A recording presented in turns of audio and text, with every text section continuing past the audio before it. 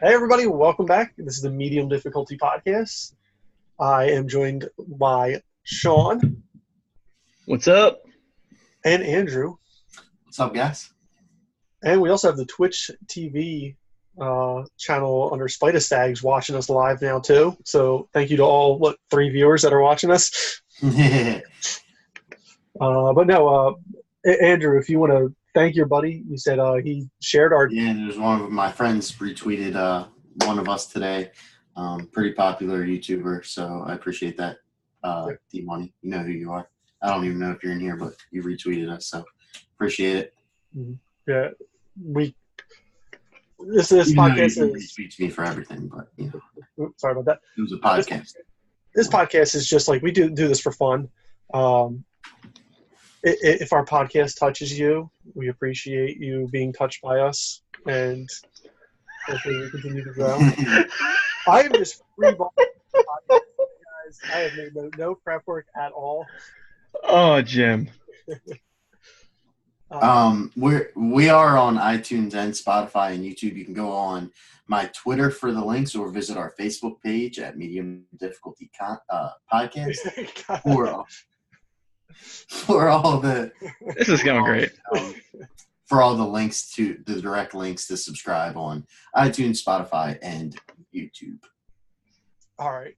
I just made a list of what I think we played this week. I got the list from you guys, and I forgot to write it down and totally do anything. I was watching The Umbrella Academy on Netflix and got totally distracted. So, but first of that actually kind of reminds me. I was going to save this for the end.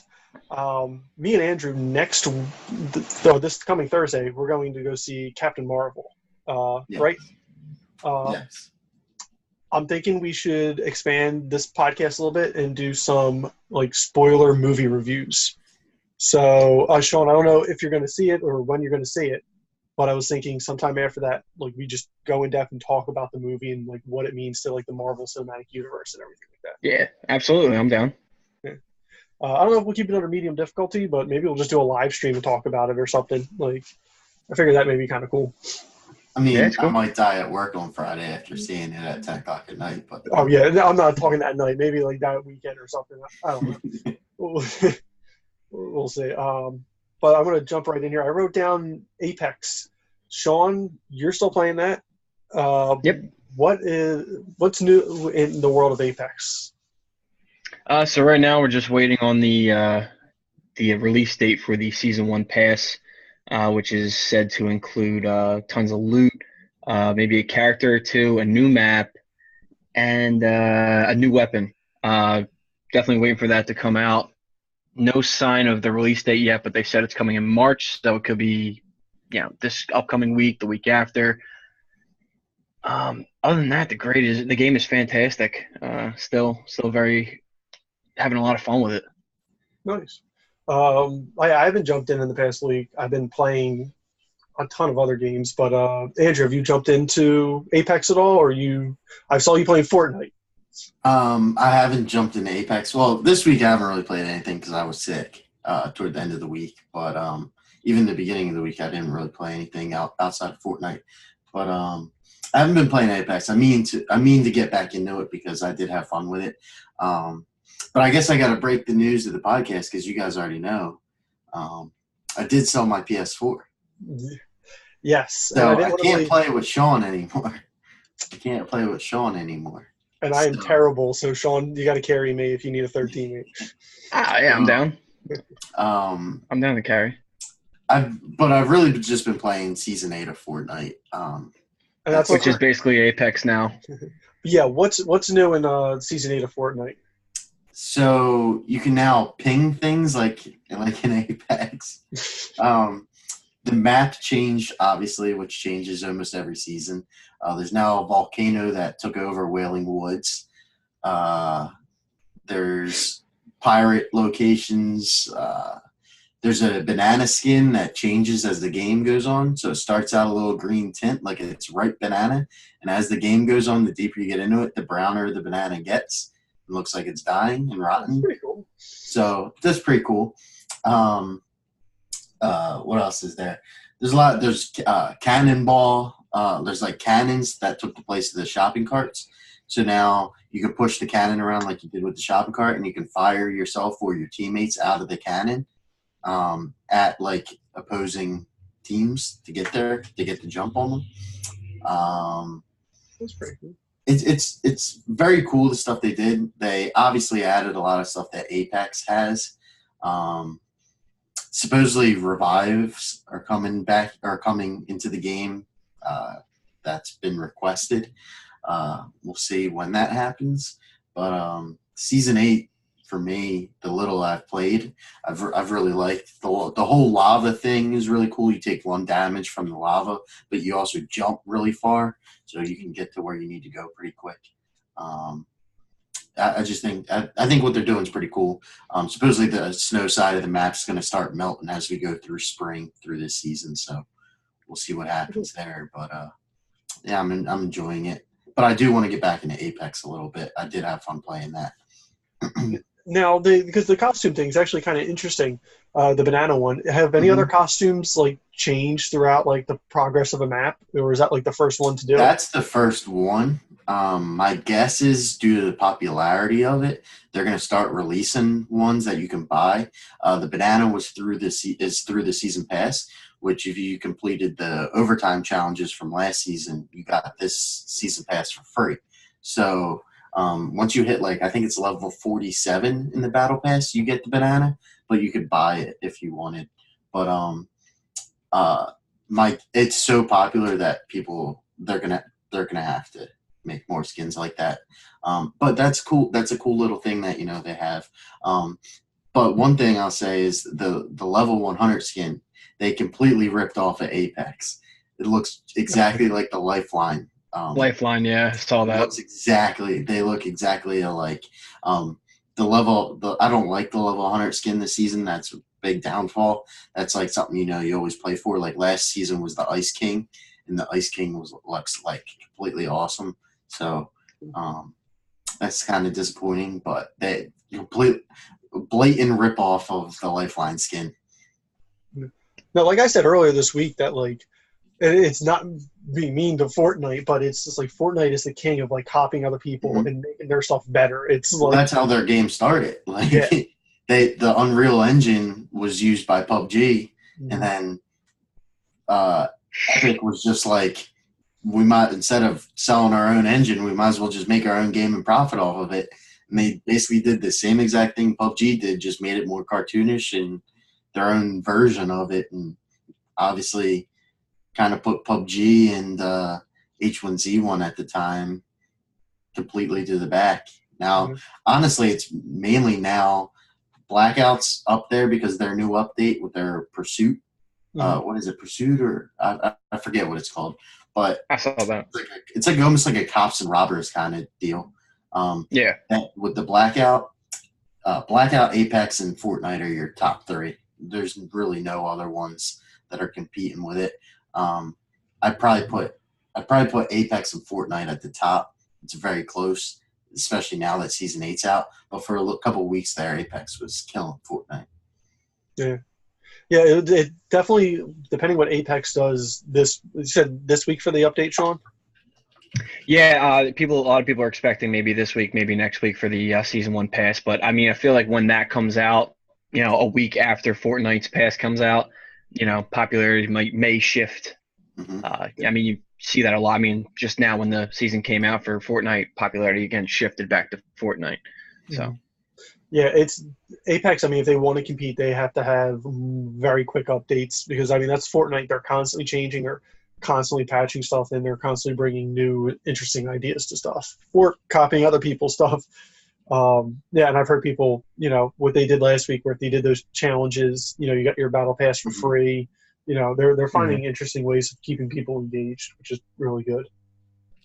Yeah, absolutely. And it's not like Apex doesn't have its ideas or upcoming events. They laid out their roadmap as to what they're going to do with the game for the next year. And I was watching Shroud's stream, and he was one of the people that Respawn flew out to play the game, and apparently they showed all the people that they flew out all their ideas, and he said that the amount of ideas that they had was insane. He said they thought of everything for when it comes to skins, maps, characters, everything. So I mean, we probably have a lot of cool stuff coming through Apex. Definitely. Yeah, I mean, my guess is at some point in time, it's going to be a back and forth battle between Fortnite and Oh, Apex for the rest of the time. I think that's Blackout what it's going to will be from drop now on. off, and it'll just be Apex versus Fortnite. 1 week, one's ahead. The other week, another one's ahead.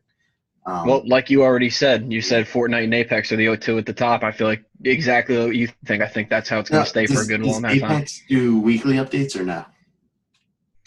They haven't, but right now, I mean, since it's only been out for a month, they've been like patches, fixes, small My guess is changes they here and there. probably eventually will, and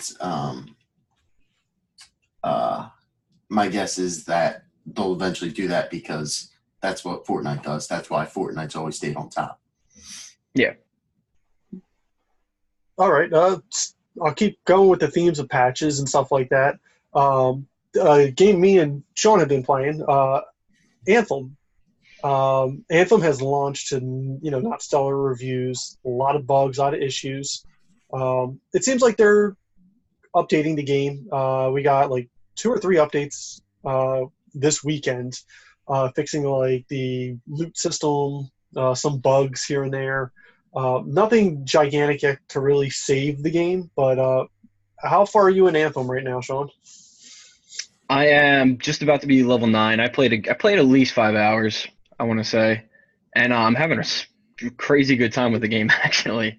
Yeah. The gameplay itself is tremendously fun, and I haven't had as many issues that I know some people have. I've heard PlayStation specifically, a lot of people have had a lot of bugs and stuff like that, even getting the game started.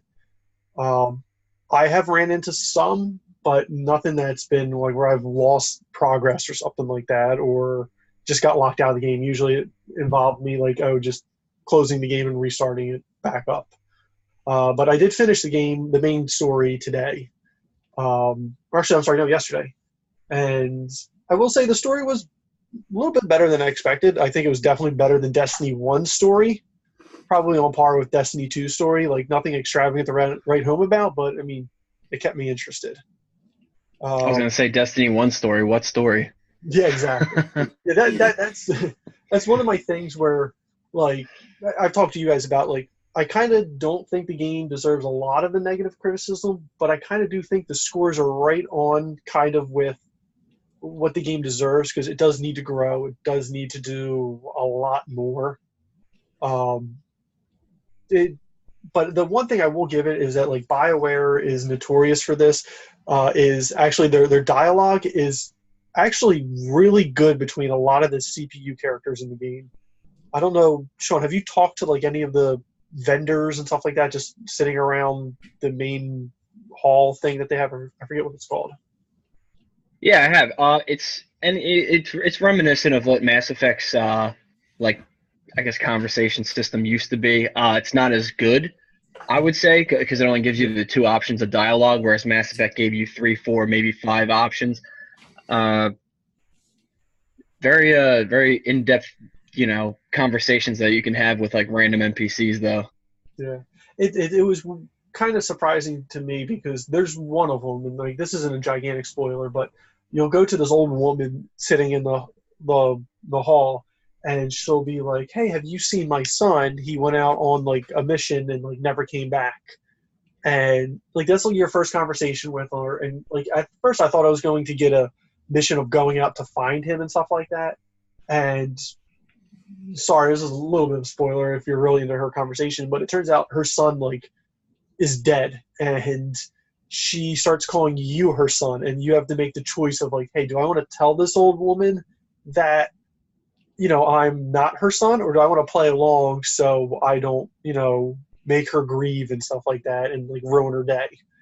So you have your choices on what to do, and I was kind of surprised because the game itself isn't shallow, but I wasn't expecting that much of like an emotional. Does that affect gameplay at all? Kind of. Yeah, you make relationships to people in the hall, which I didn't know about because the game didn't explain it that well, but it was like, as you make relationships with certain people, your faction experience points will go up for certain factions, and when those factions level up, you get better blueprints for weapons and armor and stuff like that for your mech. So I was It's like Freelancer, Alliance, Sentinel, and there's one other one, isn't there? Yeah. I just was I thinking think it of it starts with too. an A. I can't remember. Yeah. But like, I didn't know that by leveling them up, I got blueprints, and I just was like going through and reading something somewhere, and I was like, oh, I didn't know that. But I've been talking to people, but I still been finding weapons out in the field. I've never felt a need to make them yet, but I'm assuming as I get a little bit further into the end game, that will become more of an option. But I'm not sure. Now, from everything I've read about Anthem, Mhm. people seem to be saying the longer it's out on the market, the better the game's going to get. So if you're playing it now and looking at the reviews now, you're you're getting a bad impression of what Anthem has the potential to be. After they fix the bugs and add like fine-tune gameplay and add all this stuff, it's going to be a more complete game than it is now. Literally anybody that's played it has said the same exact thing, that say a year from now, this game's going to be the game that everyone thought it was going to be Yeah, but if off the jump. yeah, and the problem is with that is that like look at Destiny 2 right now, and even Destiny 1, both of them took almost a year to get to like their ideal state, and that was I can understand people being pissed off because EA kind of promised, hey, it wasn't going to be that. It was going to be Yeah. ready to go from the get-go, and it could be just people being naive. Like, I never take EA at their word, but that's why I was surprised, because I was like, it's for being a launch game, for being a massively online, multiplayer game, it's ran very well, because I've seen some horrendous things. Like Diablo 3, when it first launched, was completely unplayable. Like The Sims Online, The Sim City Online, ton of them.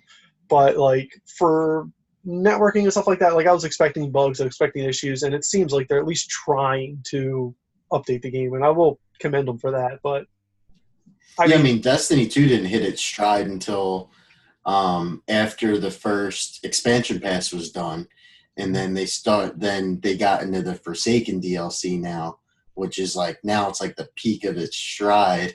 Though people got pissed off that they killed off Cade, but yeah. that's not a spoiler because they did that in the commercial. It was in the trailer. Yeah. I did want to say one other thing that I really, really liked is that Ben Irving from there has been huge on Twitter. People have been tweeting him questions, like stuff that like I wouldn't expect them to say anything, because one of the other things that ticked me off was like Fallout 76. I bought that game, and I'm completely like now ticked off at Bethesda, because the game's been out for like 5 months now, and we've gotten what seems like only 3 updates, and the game still feels completely broken and unplayable. And their community presence with everybody has not been great. Like from that whole duffel bag problem, it seems like whatever they say, they just reel back on it and then never give a clear, defined answer. But he's been on there with all the hate and everything like that, and taking it and being like, listen, we're working on it, or like, hey, I didn't know about this, I'll tell the team, we'll get hard to work on it. And with those, he had the 3 patch updates this past weekend that he announced, and I was like, all right, it seems like at least they're trying. So I'll give BioWare that's all you credit. can ask. Yeah, exactly. It seems like they're listening. And Anthem was made by super talented people. BioWare is a great studio. It's just being bogged down right now by poor, decisions. I think one of those big decisions that they made were the fact that you can't change your weapons on the fly. You have to go back to the forge in order to do that. You have to, in order to change anything on your suit, you have to go back to the forge. You have to enter a loading screen. It's all these tedious little things that keep you coming back to the forge. Mm-hmm. Mhm. And it's unnecessary, I think. I feel like a game like that, you should be able to change things on the fly. You know what I mean? It's about fluidity, and that's how the game plays. When you're flying, it's all about fluidity, and you know what I mean? It all flows. I mean, they did lie about that. Yeah, they did lie about that. The E3 trailer, the first one they showed the guy opening the chest, finding a gun. It showed him what gun he had, and then he went and equipped it and started using it. So exactly. Yeah. I'm And you sorry. know that kind of and no, it's fine. And I mean, like I said, I love the game. I love playing it, and it's right up there with Destiny for me. And I'm a huge Destiny supporter and Destiny fan. But Yeah. I mean, it takes you out of it. You know what I mean? It takes me out of my immersion. I That's one will of my say, big gripes. I will say I'm not mad at the fact that they don't show you what gun you get, like when you pick up, like I'm just gonna call them Yeah, you get engrams like because they one of the. copy them. Yeah, the Yeah, melee. I was gonna say like an engram. Yeah, Yeah, because I did like that surprise in Destiny of like not knowing what you got and going back and like running up Yeah. to the dude and be like, hey, what did I get? So I do like that, but I do wish, yeah, if you had your guns on you, you could switch them on the fly. That would be really yeah. nice. Um, I will say, Even ordnance changes like with depending on what your javelin is. If you want to change up from like if you have the storm, yeah. like you change up the electrical power to an ice power or something like that. But you can't do any of that. Mhm. Yeah. What was I going to say? Oh, yeah, the game looks absolutely stunning and gorgeous, though, Oh too. yeah, 100. Yeah, it's definitely one of the best looking games out there right now. Yeah. Yeah, I went between because I wanted to see it because I have the bigger TV downstairs, the bigger, nicer Sony TV, and I wanted to see that thing in like 4K and HDR and everything like that. And I want to compare it to Metro Exodus because that game is absolutely gorgeous too.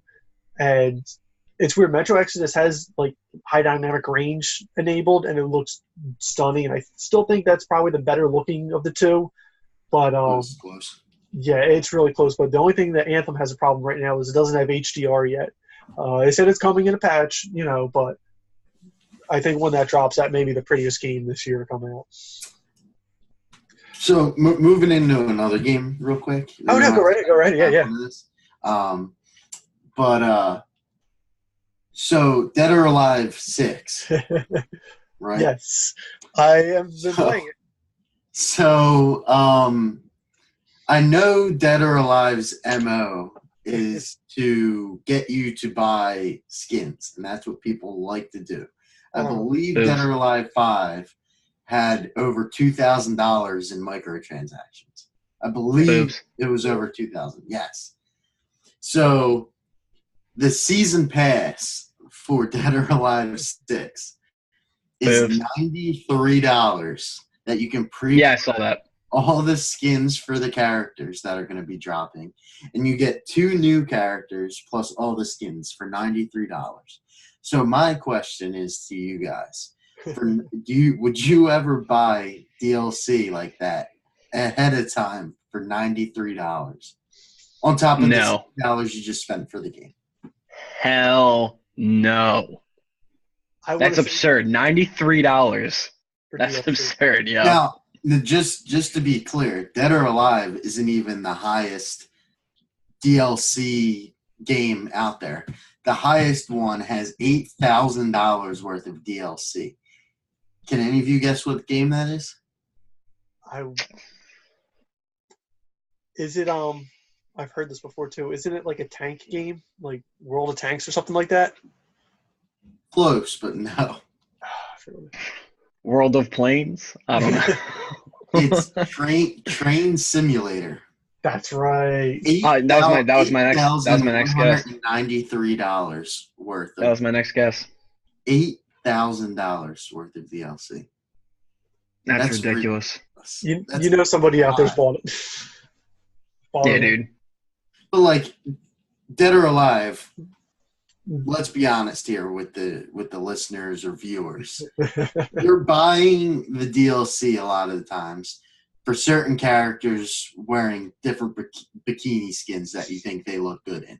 That's typically what you're buying Dead or Alive. Boobies. For $93 of a season pass, they better bring back the old boobs in the game. Well, I have been playing it. I've only played about like 2 hours so far. I actually had Dead or Alive 4 on the Xbox 360, and I have I got a lot of good memories with that, and not what you may think, but it actually surprisingly was a big hit at like family parties and stuff like that because it is a game you can just button mash and do whatever the hell you wanted. So my sister actually and like my cousins loved playing that game because it was like I could just hand them the controller and you could have some pretty epic fights going on in that game, and it wasn't too complicated. So I picked up 6 with my wife's consent, and she's been watching me play it, making sure, my hands are, above the blanket. But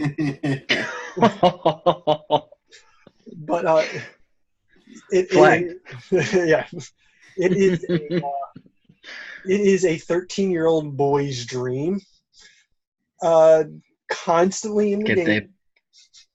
I have said multiple times, that girl's boobs are too big to be on her body. And then another girl comes out, and I'm like, her boobs are too big to be on her body. Like, it's like they keep upping it, and it's just like there's like a loop where it just goes back around, and they just come out with a different outfit on. But I will say the gameplay is actually really good. They have actually an amazing tutorial to teach you how to play the game with the fighting mechanics and everything.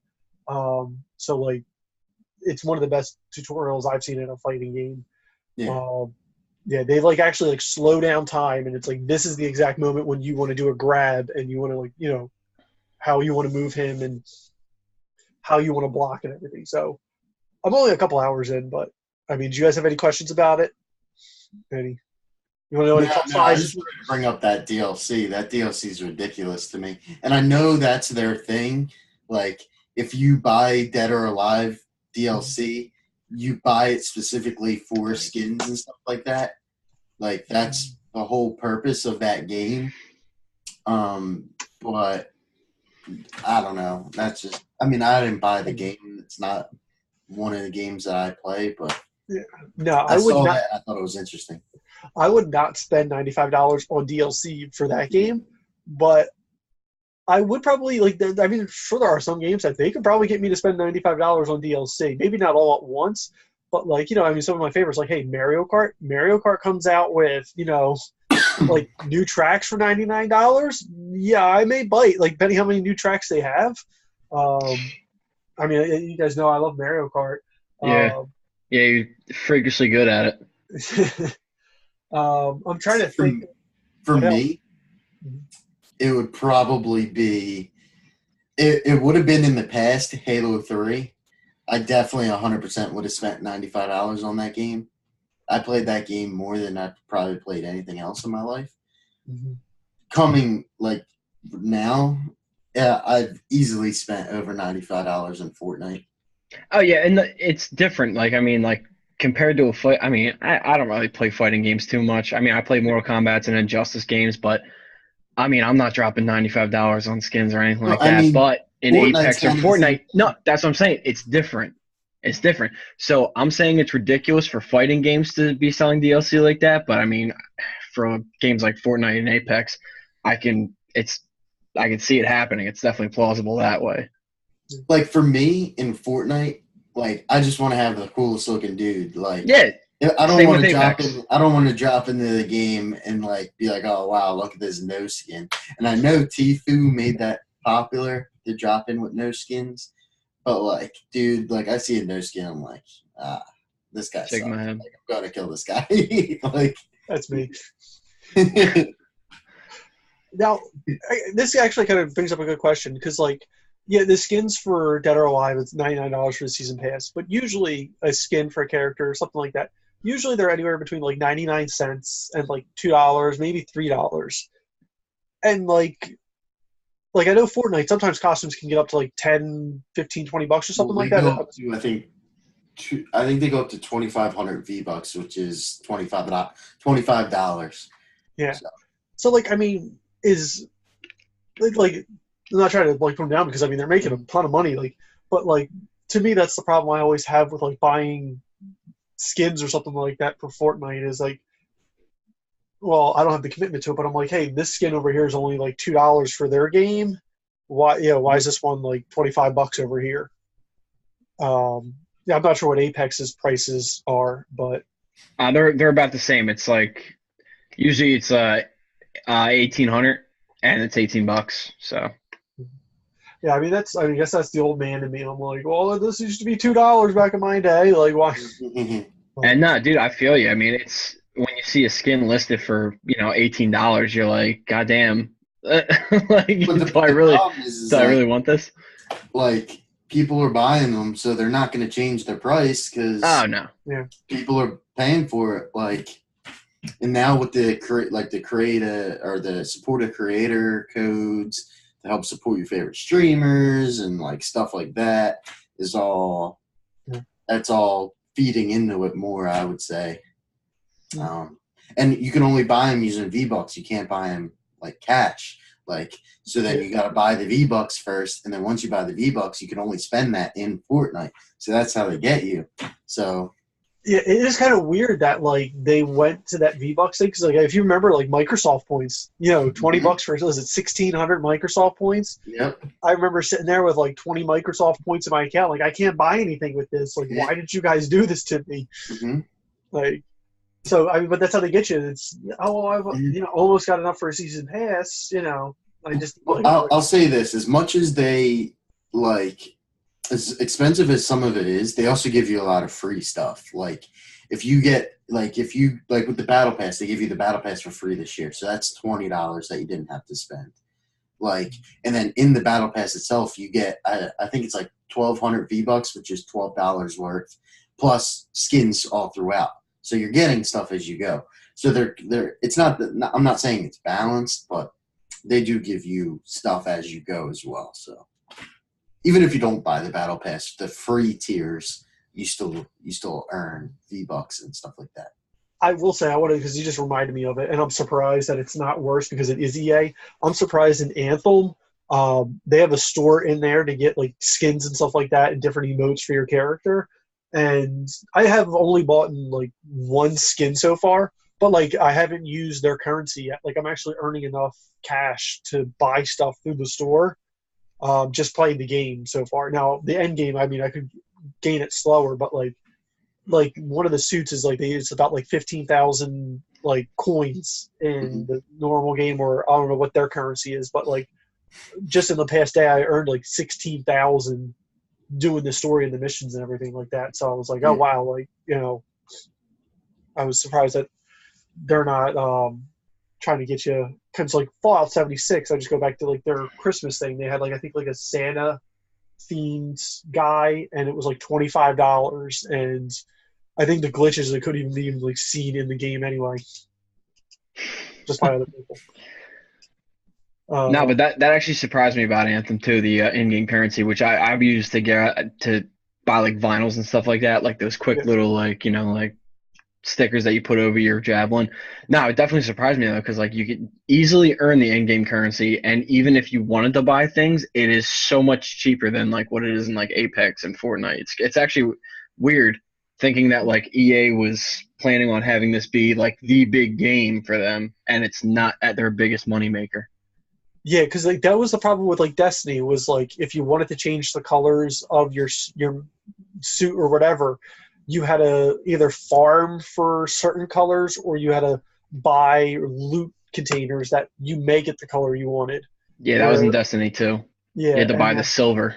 Yeah, and then now this is just they give you every color from right off the get go. Like you can go make your javelin whatever. Do whatever you want. Yeah, and I've done that. Yeah, but they have different materials you can get too. You can buy stuff like that. Like I bought like a diamond plated one for my dude, so he's like all black, purple, and like diamond, flares around him. He looks awesome. That's cool. All right, I'm gonna move.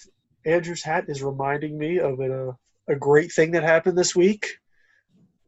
I'm the only one without any Phillies on. Come on, man. You need to get like. You guys didn't tell me. Like I got the jerseys in there. I had Cliff Lee and Halliday I could go get right now. I'm rocking Nola right now. RIP. As you guys can tell, we are a huge Philadelphia Phillies fan, and we were so excited this week when we heard Bryce Harper is going to be on the cover of MLB The Show. Yeah. And that he's a Philly. He signed a 13-year, $330 million deal. And Sean, you've been playing MLB 18 this week. Yeah.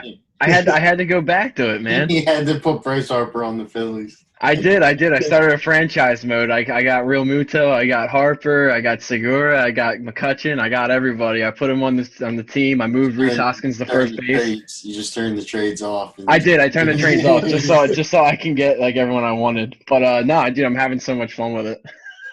I love when like a trade happens and it's like you go to try to put through the game and the game's like, no, that's not a good trade. We're not doing that. It's like, Yeah, no. It happened. Like, oh, dude, it was ridiculous. I was just like, yeah, I'll give you Zach Eflin for Bryce Harper. And they're like, we love this deal.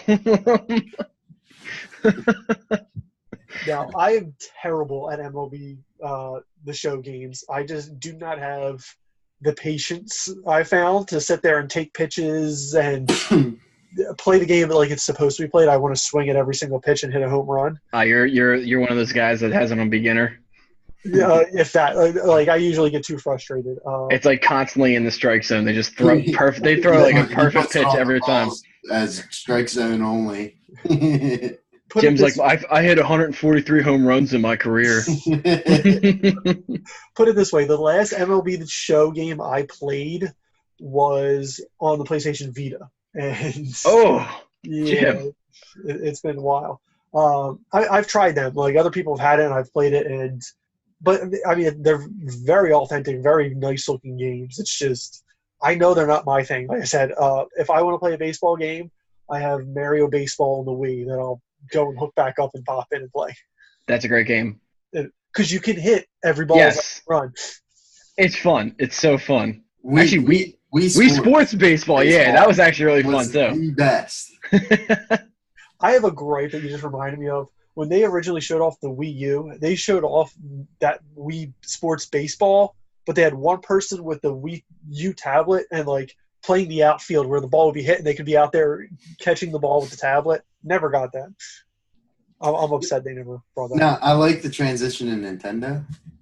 There's another thing I wanted to talk about that I talked to you guys about earlier this week about making an emergency podcast for. Oh, yes. I almost forgot all about this. Pokemon Sword and Shield. Yes.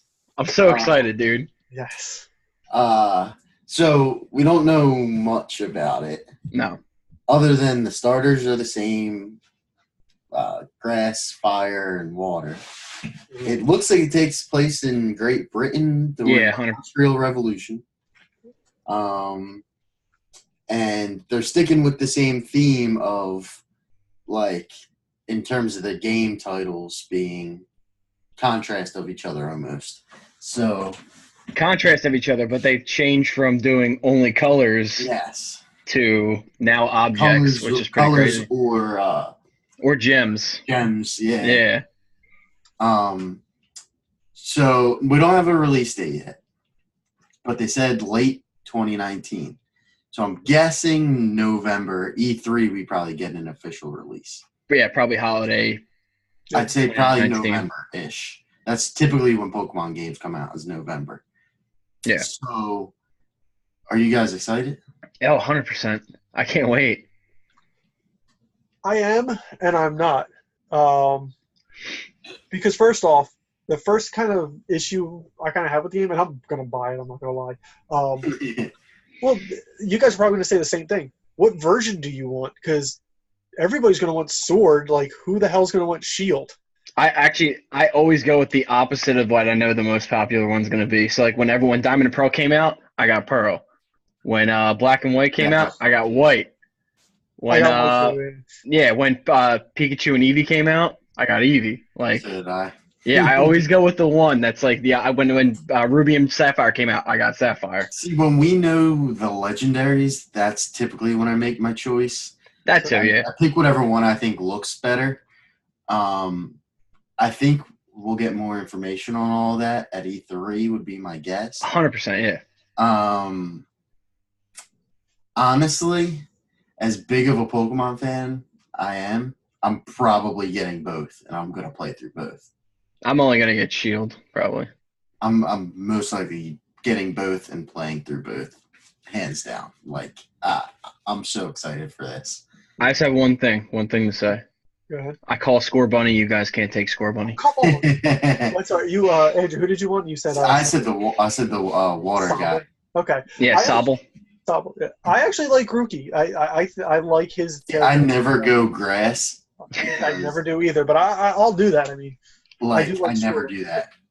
Score Bunny's cool, and I think that's going to be 100% the most powerful one because they're probably going to give it a fighting background. No. We have so many firefightings, but it's like ridiculous. But it's a bunny rabbit. What else are they going to put onto it?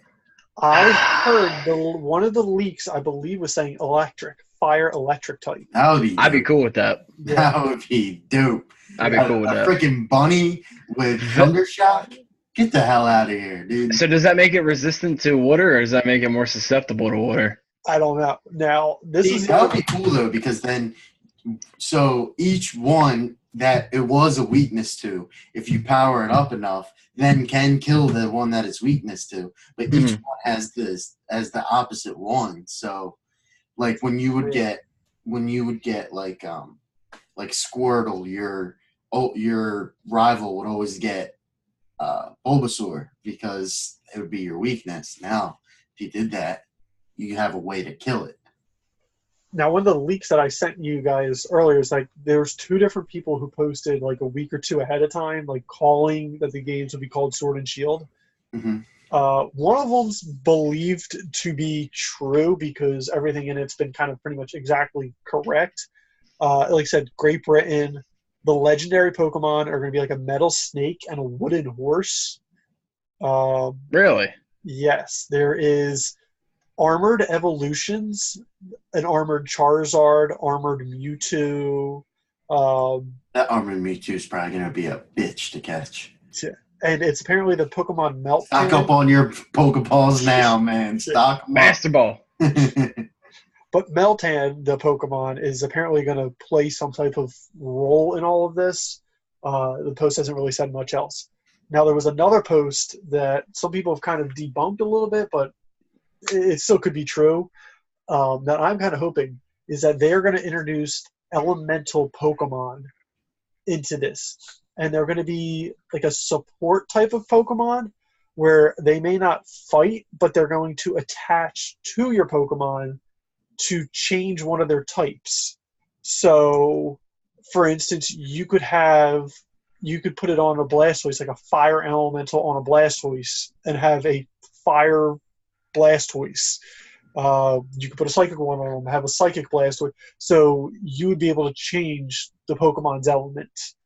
I would really like to see that. Like, I don't think it's going to happen, but I'm just like, my mind's going crazy with all the different possibilities that could happen with it. No, that would definitely be crazy, man.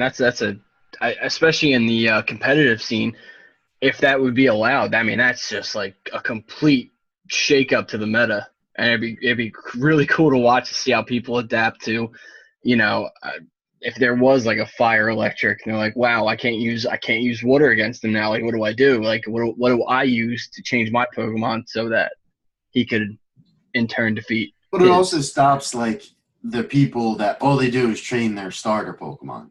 Mm-hmm. Now you're going to need to build a team to take down someone else. Yeah. Your starter is not going to be able to destroy everything anymore because the other person's is going to be able to kill your starter, and then you're screwed. So it gets people to catch more, and the only thing I will say is I know I'm probably in the minority here, and I normally was a traditional like wild encounters guy, but I fell in love with in Let's Go Pikachu and the seeing the Pokemon in the grass. So I knew if I wanted to run into it or not. I understand they're bringing the wild encounters back, but that's just one thing that I never thought I was going to like, but I actually really enjoyed. So that's kind of, I feel like that was definitely a misstep by them. And like you said, I understand that they're going back to how the games originally which is were. Fine. Well, yeah, which is great. I mean, like, Pokemon Let's Go was a great, it was a break. It was a good break from the normal Pokemon scene, and it was a great game, and they did a lot of things right. And that was, I think, the best thing that they did was introducing that you could see every Pokemon walking around, decide if you want it, if you want to catch it, if you want to avoid it, if that's a shiny, because you could see the shinies. Mhm. And I definitely feel like they took a step in the wrong direction by not introducing that. I feel like it's not going to be as perfect of a Pokemon game for me because it's not in there.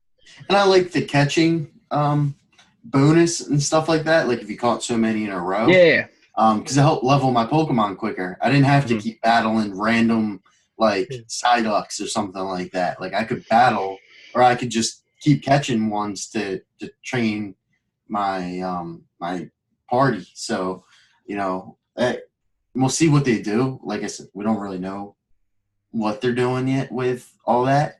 My guess is they'll probably have an XP share again that you probably get off the jump, but we'll see. The map looks awesome. Yeah. I think the map looks phenomenal. We don't know any names of the towns or anything like that yet, but the map looks incredible. So I'm beyond excited for this. Yeah. Now, are you guys? One of my other like kind of slight issues. I mean, like you said, the game looks good, but they really didn't change the design, like the theme of it, like the aesthetic. It looks almost kind of like copy pasted from the year before. They clean it up a little bit. Like it looks just like Let's Go Eevee and Let's Go Pikachu's like characters a little bit. I know a lot of people were looking forward to a more mature design, hoping that like they would have, Nintendo would do the Let's Go series for younger kids, and then maybe a more mature themes version for everybody else that grew up with it, like our age. Yeah. No, I'm not saying like blood and stuff like that, but Can you imagine Pikachu getting like vine whipped and just bleeding out on a tooth comes out. Like, well, it goes back. Like the other thing I want to bring up was the day before we got that announcement, we saw a brand new trailer for the Detective Pikachu. Have either of you guys watched that trailer? Yeah. Unfortunately, yes. Unfortunately. Dude, that movie's gonna freak me out. Like some of the ones like what's it, Snubble? Looks it's terrifying. Ludicolo looked crazy too. Yeah, like obviously I'm gonna go see this. Like I can't not see it. But I'm more excited for the CGI remake of the original Pokemon movie that's coming out. But Detective Pikachu freaks. I'm definitely not showing it to my niece. Definitely. Mr. Mime. Yes. I love Mr. Mime's like nightmare fuel. I love that they let Ryan Reynolds be Ryan Reynolds as Pikachu. It's Deadpool as Pikachu, which I'm really surprised Nintendo let them do that, because I mean, Nintendo was notorious for being overly complicated for movies. That's why we haven't seen one of these in forever. And they have a Super Mario Brothers movie in the works by is it DreamWorks too? I believe so, yeah. Or it might be Universal. So I'm well, Universal and DreamWorks, I think, are the same. Yeah, because Shrek is like DreamWorks. That's all Universal, right? So are the Minions, right? Yeah, that's all.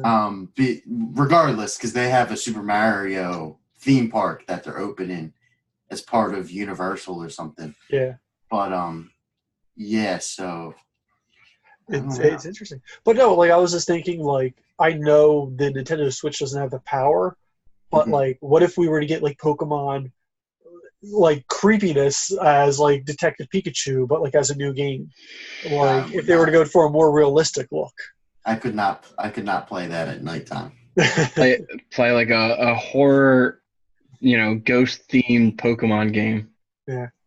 That'd be cool. That'd be cool, yeah. That'd be cool. All right, what else? I'm a little baby. Okay, actually. But yeah, we were talking about MLB The Show. Do you have anything else to add, Sean? I mean, I just want to ask the chat to drop an RIP for Spider Stags here for trading in his PS4. He's not going to be able to experience the Bryce Harper greatness that is the MLB 19 the show, man. Me and my 2 viewers are sad right now. Yeah, well, you know what? They should be, man. They should be. I can't believe you. Can't believe you went ahead and did that. Did you think before you did it, or you're just like, oh, Yeah, I play mean, this? honestly, the show's not a game that's going to make me keep a console. I can go play MVP Baseball 2004. All right. What about Last of Us 2? Or Xbox regular. What about Last of Us 2? It'll be on PlayStation 5, so I'll just Yeah, get it on PlayStation 5. We don't know when that's coming out yet. It's probably coming out in this Christmas. Not this Christmas. I would say next Christmas. I would see. Yeah. You know what? I can't even predict launches anymore because the PS4 beat the Xbox One to market, but the Xbox 360 beat the PS3 by like a year. Mm-hmm. So like, I have no idea what console's going to come out first now. Yeah, I don't think Xbox comes out with one until I'd say not this year, probably next year.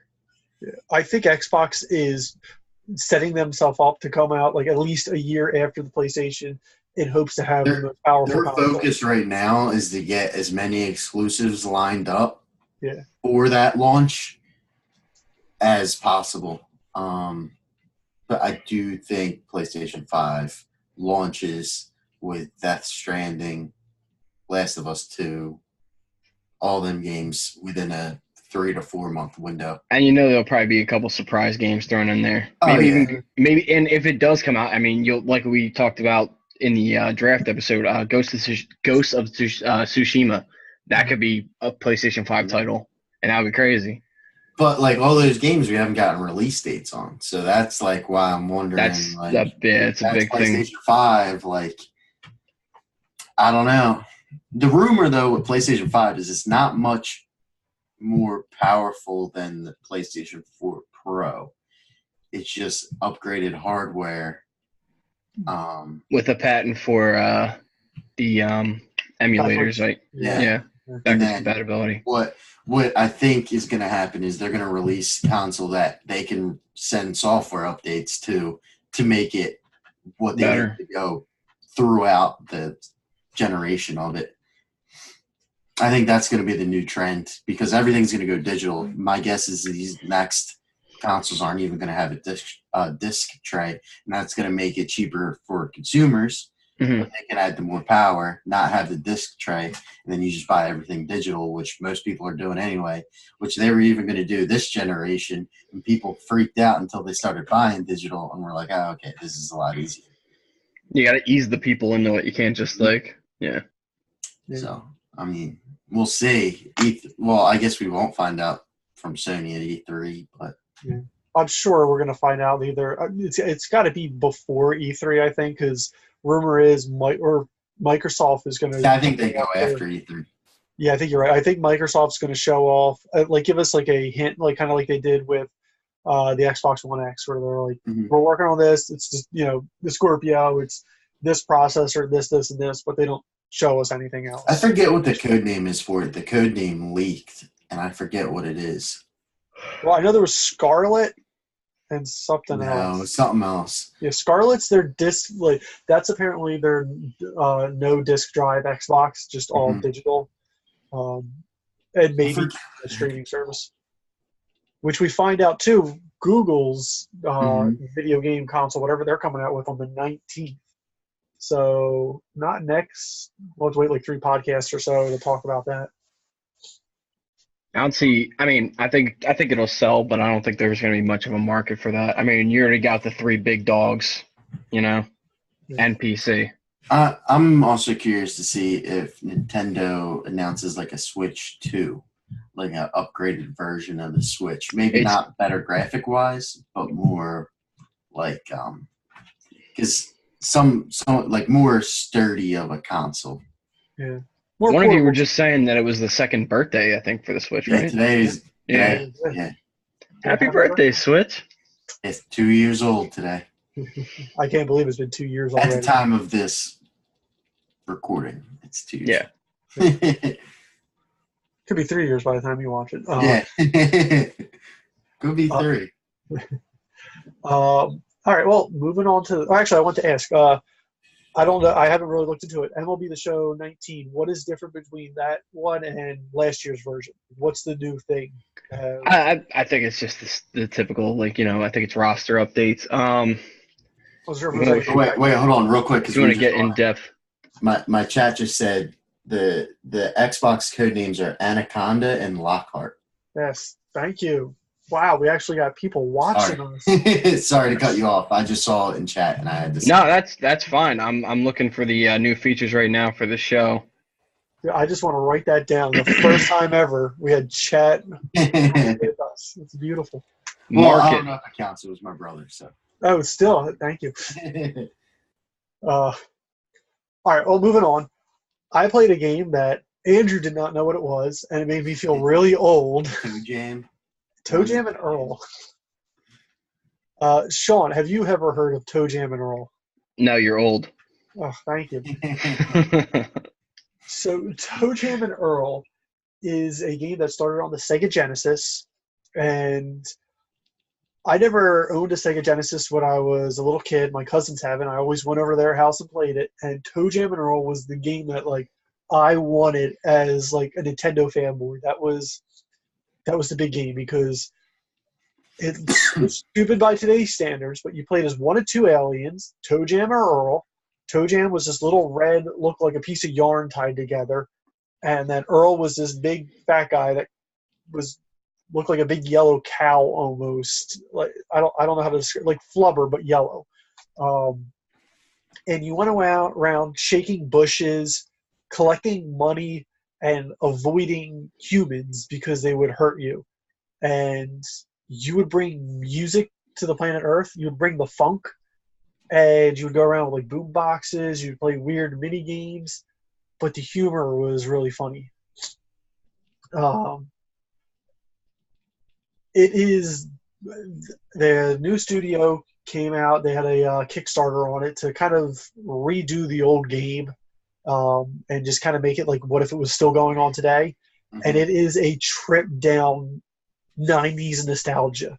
If you grew up in the 90s watching Rocko's Modern Life, Ren and Stimpy. Rocko's Modern Life. It is like that. I heard another guy, it's watching them with the Fresh Prince of Bel-Air in the background while listening to DJ Jazzy Jeff and it's now, did you say it's only on Switch? No, it's on Switch, PS4, Xbox, it's on everything. It's a $20 game. I'm conflicted on how I feel about it right now. I have to go back and replay the tutorial because I didn't play it. I was like, oh, I know how to play this game. Let's go jump right in. There's no combat in the game. It's kind of like a puzzle a little bit. You have to keep finding the elevator in the level to go up to the next floor of the world, and there's 10 of them. You want to get all the way to the top to win. The comedy's really good.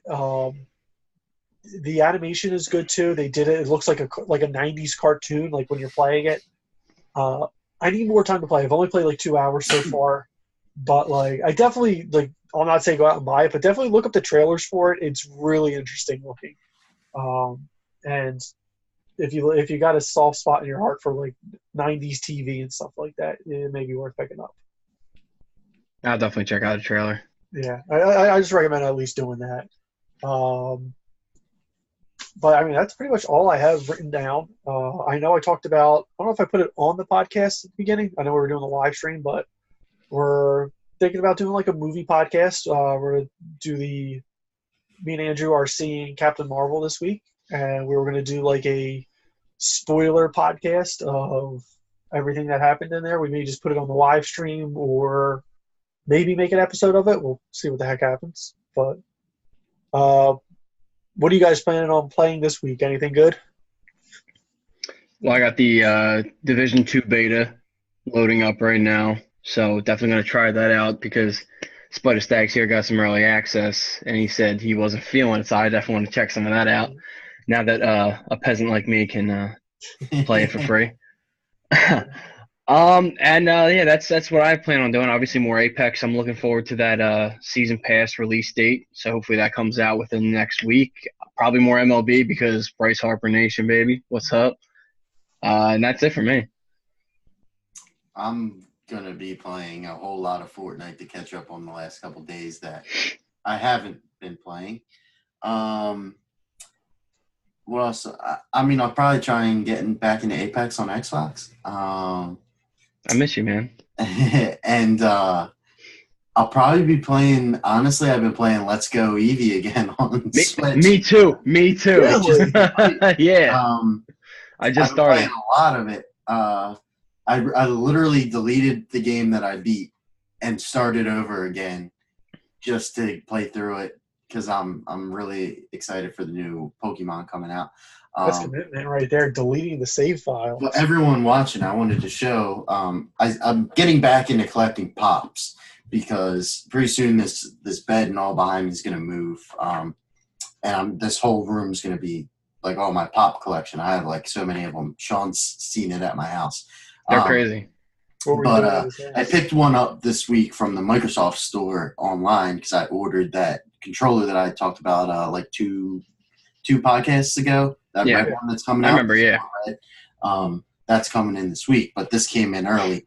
I picked up, it's the Master Chief pop, which I think looks awesome, and he's holding Cortana.